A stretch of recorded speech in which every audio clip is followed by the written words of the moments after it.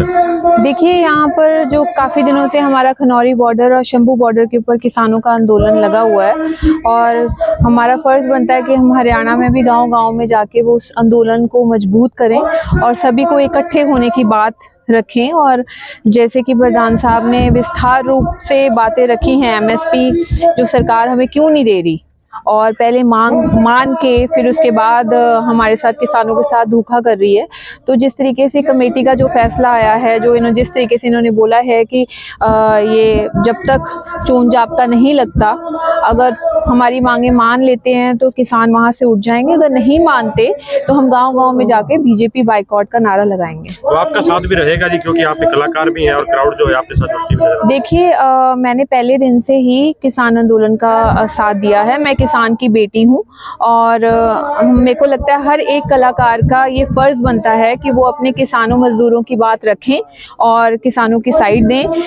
हमने जब हम टिकरी बॉर्डर पे बैठे थे 1 साल तक, तब भी हमने बीजेपी का बाइकआउट का नारा लगाया था, तब भी जाके, क्योंकि तब भी कितने किसान शहीद हो गए उस आंदोलन में भी। और तब भी इन्होंने बोला था कि 3 काले कानून कैंसिल करके इन्होंने एमएसपी के ऊपर एक कमेटी बना दी थी। बाद में भी अभी भी ये नहीं मान रहे और एक झूठी अफवाहें टीवी चैनल्स के ऊपर फैला रहे हैं कि हमने एमएसपी तो हम दे रहे हैं किसानों को। जैसे प्रधान जी ने बोला, देखिए हमें एमएसपी के ऊपर कानून चाहिए, किसान कहाँ जाएंगे, डिवर्सिफिकेशन ऑफ क्रॉप्स नाम की चीज होनी चाहिए। ये सब कुछ अंबानी अंडानियों को थोड़ा ना दे देंगे। अब देखिए, इनकी सरकार तो चल ही रही है अंबानियों के सिर के ऊपर, पूंजीपति लोगों के ऊपर पैसे वो लगाते हैं, तो मोदी जी तो आगे पपेट बन के बोलते रहते हैं जो वो पीछे से बोलते हैं। अब उनको बिजनेस चाहिए फूड सेक्टर में, क्लोथिंग सेक्टर में। अब जाके आने वाले टाइम में तो उनका डीजल पेट्रोल तो बंद हो गया है, तो अब कहीं ना कहीं तो उन्होंने अपना सिस्टम शुरू करना है ना। तो अब हमारे किसानों की तरफ और हमारी जमीनों के ऊपर कब्जा करना चाहते हैं।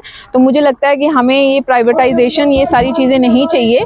हम एक समाज वाद की लड़ाई लड़ रहे हैं पूंजीपति लोगों के खिलाफ। मैं कहती हूँ जहाँ पर सभी को बराबरता का हक मिलना चाहिए और किसानों की आवाज जो है हमेशा हमें रखनी चाहिए और मैं तो हमेशा रखती रहूंगी। आप गांव स्तर पे अभियान चलाएंगी जिसको लेके, आप भी गांव स्तर पे अभियान चलाएंगी?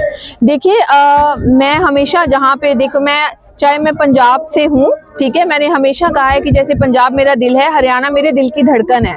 मैं टिकरी बॉर्डर 1 साल तक रही हूँ और जब मैं टिकरी बॉर्डर पे थी, मैंने पूरे हरियाणा में जाके गांव-गांव में जाके लोगों को इकट्ठे किया है। ताई मेरे साथ गई हैं, हमने वहाँ पर महिलाओं को रखने का इंतजाम भी किया था। इस तरीके से आज सुबह से मैं चली हुई हूँ 8 बजे से, 4.5 घंटे वो रास्ते भी बंद हैं, तो फिर भी मैं यहाँ पे आई हूँ। तो यहाँ पे मुझे कोई मेरा पेड प्रोग्राम नहीं है, ठीक है, ये मेरे बाप दादाओं के लिए, मेरे भाइयों के लिए जो हमारी लड़ाई है उसकी आवाज रखने के लिए आई हूँ। बॉर्डरों पे किसान शहीद हो रहे हैं जी दिल्ली की तरफ कूच करते वक्त, उनके बारे में क्या कहोगे? हाल ही में शुभकरण सिंह को गोली। देखिए, बहुत ही गलत बात है। जैसे कि अगर देखा जाए तो हम भारत के संविधान में लोकतंत्र बोलते हैं देश को, तो आपको लग नहीं रहा कि ये कोई लोकतंत्र देश नहीं है, यहाँ पे डिक्टेटरशिप है। और जिस तरह से किसानों के हाथ में एक डंडा है और झंडा है, बट सरकार के हाथ में देखिए उन्होंने कैसे गुंडे खड़े किए हुए हैं आगे से। अगर हम ये बात करें कि जय जवान जय किसान का नारा भी इन सब बातों के आगे फीका लगना शुरू हो गया है, क्योंकि हमने बहुत सारी ऐसी वीडियोस देखी जहां पर जवान आकर किसानों के डंडे भी तोड़ रहे हैं और उनके ट्रैक्टर भी तोड़ रहे हैं।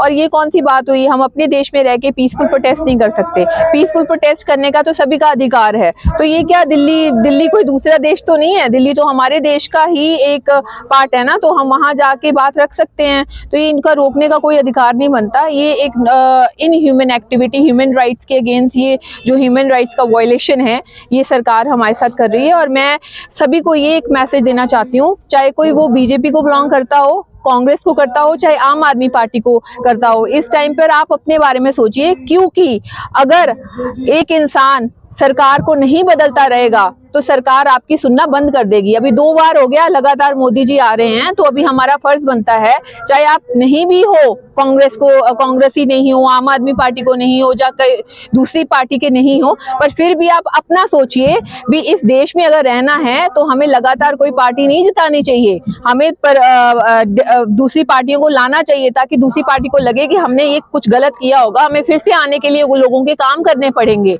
तो ये लोकतंत्र देश में हमेशा दूसरी दूसरी पार्टियां आती रहनी चाहिए, तभी ये लोकतंत्र बरकरार रहेगा, नहीं तो यहाँ पर डिक्टेटर बन के बैठ जाएंगे। और सबसे बड़ा मैसेज मैं ये देना चाहती हूँ कि ईवीएम को बाइकआउट का नारा दीजिए, गांव-गांव में ये मुहिम चलाइए कि हमने ईवीएम के थ्रू वोट नहीं डालनी है, हमने बैलेट पेपर के थ्रू डालनी है। देखिए, जो सरकार सुप्रीम कोर्ट, हाई कोर्ट, सारी बड़ी-बड़ी चीजों को कंट्रोल कर सकती है कहीं ना कहीं, तो वो ईवीएम तो सोचिए, जो मशीनें जहां से बनती है उसको कंट्रोल नहीं कर सकती। मुख्य चुनाव आयुक्त ने भी इस्तीफा दिया, तो कैसे देखती है? चुनाव से 5 दिन पहले इस्तीफा हो रहा है, तो दबाव ना कहीं रहा होगा उन पे भी। किन्होंने? चुनाव आयोग के अधिकारी ने।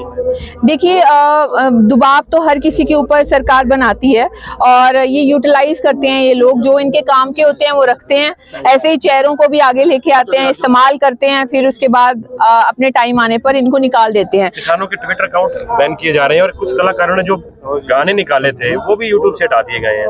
देखिए, मैं वही कह रही हूँ आप सबको कि ये डिक्टेटरशिप है, ये लोकतंत्र नहीं रहा। जब ये सरकार 2 साल आने पे आपका ये हाल कर सकती है, किसानों पे गोलियां चला सकती है, और आपका प्रदर्शन शांतमय तरीके से आपका नहीं होने दे सकती, तो आप ये सोचिए कि ये अगर तीसरी बार जीत गई तो ये आपका क्या हाल करने वाली है। आप सोचिए, ये आप एक आम इंसान को भी सोचना चाहिए, ये बीजेपी वालों को भी सोचना चाहिए जो बीजेपी को वोट डालते हैं। देखिए, पार्टी अपनी जगह पे है, आप एक लोकतंत्र देश में रहते हो, देश के साथ सभी को प्यार होना चाहिए, अपनी सोसाइटी में रहने वाले लोगों के साथ सभी को प्यार होना चाहिए अपने हकों के प्रति, क्योंकि ये हर किसी का इस्तेमाल करते हैं, चाहे वो कोई कार्यकर्ता हो, चाहे कोई भी हो। ठीक है, फायदा तो अंबानी अंडानी को हो रहा है, जहाँ फिर मोदी जी को हो रहा है, और तो किसी को नहीं हो रहा है। हरियाणा में आते हो तो प्रशासन अधिकारी कोई आपको परेशान करता है या सही रहता है? देखिए, मैं बोल के नहीं आती कि मैं हरियाणा में आ रही हूँ, ना मैं बाइट बनाती हूँ, क्योंकि मैं यूपी में एक बार मैं एक्सपीरियंस कर चुकी हूँ।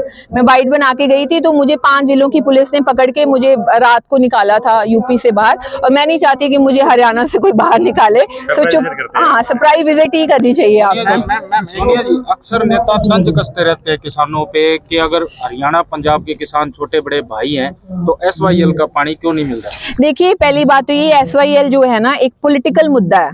ठीक है, हरियाणा में पानी की दिक्कत है, मुझे बताइए, यमुना से पानी आ जाता है यहाँ पे, पानी तो यहाँ बाढ़ आई हुई है, पानी तो खेतों में अगर होगा, इस टाइम पे पंजाब में पानी नहीं है, उल्टा जमीन इतना धान उगा के पानी जमीन से इतना नीचे जा चुका है कि पंजाब वालों को पानी की जरूरत है इस टाइम पे। ठीक है, ये तो एक पॉलिटिकल मुद्दा है, वही सरकार उधर होती है, वही सरकार इधर होती है, वो मांग रही होती है ये, उसका वो बीजेपी है जी, पंजाब में आम आदमी पार्टी। देखिए, जब हरियाणा में कांग्रेस होगी और पंजाब में भी कांग्रेस थी, तो ये भी तब भी ये लड़ रहे थे एक दूसरे को, पार्टी तो एक ही थी ना। ये सिर्फ एक पॉलिटिकल मुद्दा है, इसके ऊपर पॉलिटिकल रोटियां सेकी जाती हैं। अब आम इंसान को पता लग चुका है, और मुझे लगता है कि पिछले आंदोलन से ज्यादा पता लगा है। जब पहला किसान आंदोलन था, तब भी पहली बार इन्होंने हमें लड़ाने की कोशिश की थी हरियाणा पंजाब को SYL के मुद्दे के ऊपर ही। बाद में तो इनको सब पता लग गया कि ये तो सब एक हैं, अब इनको थोड़ी सी समझ आ चुकी है, अब ये पढ़े लिखे हो चुके हैं। अदरवाइज तो ये हर चीज में पोलराइजेशन करने की कोशिश करते हैं, और जो अंग्रेजों ने हमारे साथ किया था डिवाइड एंड रूल पॉलिसी,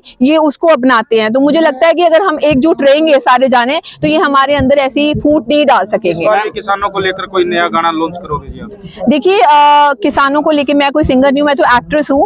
अभी 2 दिन महिला दिवस पे कन्वर गरेवाल ने महिलाओं के लिए गाना गाया था, जिसमें मैंने काम किया था, और हमारे पूरे आंदोलन की फुटेज थी उसपे, आंदोलन को सपोर्ट करते हुए। दूर आके बयान नहीं देने लग रही, गानों तो किसाना को नहीं होने लग रही, चाल के भी आई है। अंबानी के बेटे की प्री वेडिंग थी, आपको ऑफर मिलता तो क्या करते? देखिए, मैं तो कतई नहीं जाती। ये देखो, ये हर किसी की अपने अपने जमीर की बात होती है, कोई पैसे को चूज करता है, कोई अपने जमीर को चूज करता है। और सबसे ज्यादा मुझे लगता है कि आपकी परवरिश जिस माहौल में हुई हो ना, आपको बड़ा फर्क पड़ता है। मैं बचपन से ही, मेरे फादर कॉमरेड थे, तो मैं बचपन से ही देशभक्त यादगार हॉल में जाके प्ले करती थी, भगत सिंह बनती थी। मेरा जो बचपन बीता है गदरी बाबों के बीच में बीता है, तो मैं बचपन से ही वैसे माहौल में पली बड़ी हूँ, तो इसलिए मैं ये पीड़ा समझ सकती हूँ, और इसलिए मैं यहाँ पे आती हूँ और मैं जुड़ी हुई हूँ। अदरवाइज बाकी कलाकारों को इतना ज्यादा फर्क नहीं पड़ता, क्योंकि उनको वो माहौल नहीं मिला। अगर मैं इसीलिए कहती हूँ कि सभी को, आप अपने बच्चों को धरने पे जरूर लाया करें, ताकि उनको पता चले कि किसानों की क्या समस्याएं हैं, और ताकि वो बड़े होके भी हमारे जैसे बने, और हमेशा अपने किसानों को पहले चूज करें, पैसा ना चूज करें। Thank you.